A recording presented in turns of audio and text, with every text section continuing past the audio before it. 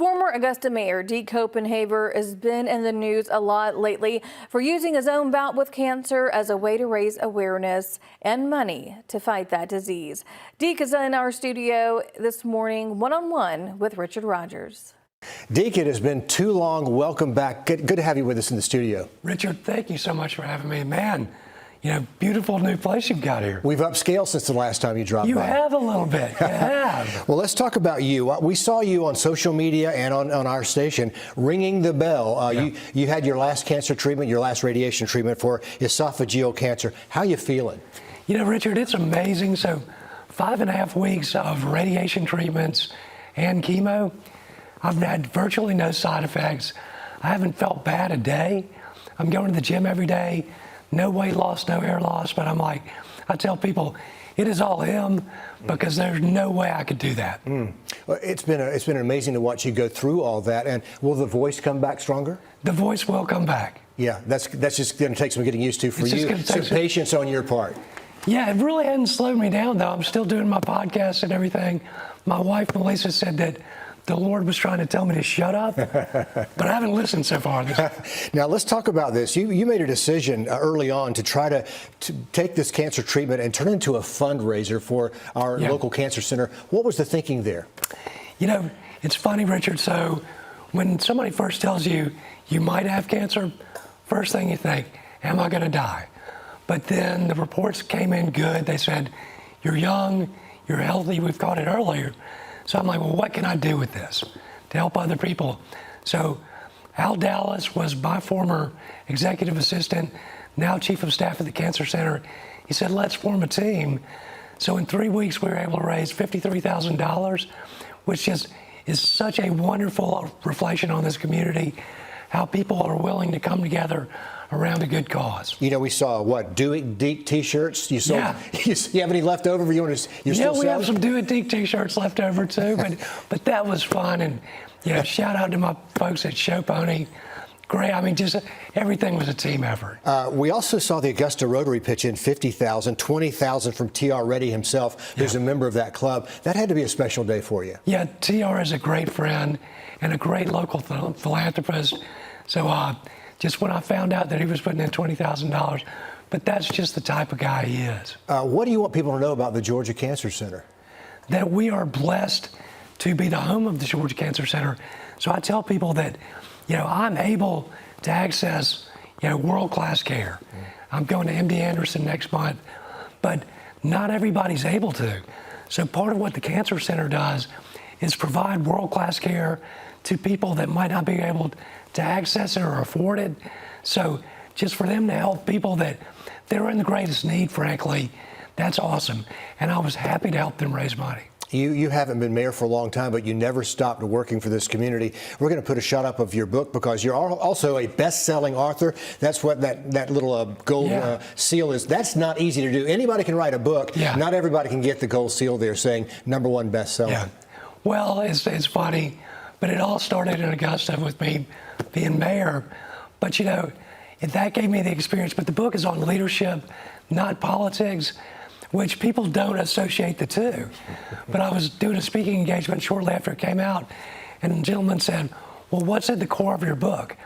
I said, it's in leadership positions, even in politics, you can maintain your character and integrity and treat everybody with dignity and respect and still be successful. And he looked at me and he said, well, I can't wait to read it because I don't think that's possible. That'll never work. But obviously, people are into leadership and hearing how you can do things differently. Yeah, it struck a nerve. I think positivity, if I had to put a brand on you, positivity has been your brand. Would you agree with that? I would agree with that. And I'll take that all day long. I think we need a dose of that right now. So let's talk about politics these days. We're heading into another divisive presidential campaign. Yeah. Give us some words of comfort as we move forward through this. Honestly, personally I think that Biden versus Trump too would be the worst thing for the country. And we need statesmen that can step forward and focus on uniting us rather than pulling us further apart. I think they're out there. It may take some time, but I see a nation yearning to come together, not a nation that's horribly divided. And we had Starts With Us, a national nonprofit I'm on the board of, did a poll last year with YouGov. 87% of American people are tired of hyperpolarization. They're looking for something different. So we just need to give it to them. It's hard to talk positivity in the face of all this because here we go. It's like a wave that's coming. We know it's ahead of us, and that's tough. It really is, and it's just, to me, that's not what I'm attracted to. You know, I think here in Augusta, I provided an alternative to the status quo by being positive, being non-controversial, which a lot of people didn't understand. That's hard to do. But focused on bringing people together as opposed to tearing them apart. And hey, it worked. I won 3 elections with 67% of the vote. You've had some years out now to reflect back on Augusta city government. Looking through that lens, how do you think Augusta's doing these days? What would you say to our leadership? You know, Garnet Johnson is a great friend. I think he's doing a very good job of setting the tone, which you can do from the mayor's office. So I think we're beginning to head in the right direction. And, you know, I would say every local government, people that live in those communities would say, our government's dysfunctional. So I think we're beginning to head in the right direction. And I believe under Garnet's leadership, we're going to really see great things. Well, think of the positive things. I mean, Augusta has this beautiful riverfront. We have that Jesse Norman Amphitheater that could use some work, along with the Riverwalk, the new pedestrian bridge. There's some great things happening in downtown Augusta. There is, and I just did a plug for the 10th in-person meeting of TechNet Augusta. You know, that came online in 2013 when I was still in office. The economic impact was like $750,000. 2023, it's like $4 million. So that's just one more thing that we have that other communities don't. Yeah, that cyber mission is really a vision for our community going forward. We may be known around the world as a cyber community, maybe even more than golf one day. One day that could happen, but you know, I travel extensively. I get to speak to other people, other places. People really are impressed with the city of Augusta, and you know, I was blessed to have the opportunity to serve as mayor for 9 years. We can't get wrapped up in that spiral of negativity, and I know the media shares some of that. We don't cover all the planes that land successfully. We cover the one that crashes. That's how the media operates, and I know we bear some of that responsibility. Well, you know, we all do, because I would say that the general public, we're consumers, and you know, the mainstream media is making money off of the product they're providing us. And so as consumers, we need to demand, okay, let's see a balanced coverage, not just the negative stuff, but some more of the positive. But as long as we continue, we have responsibility as well. As long as we continue to consume it, you know, the media is going to give us what makes them money.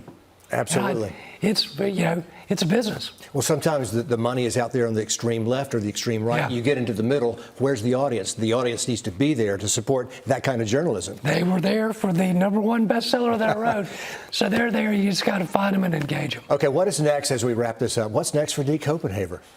Man, I don't know. Somebody asked me that the other day. I'm like, I'm still trying to figure out what I want to do when I grow up. But another book is in the works. Good.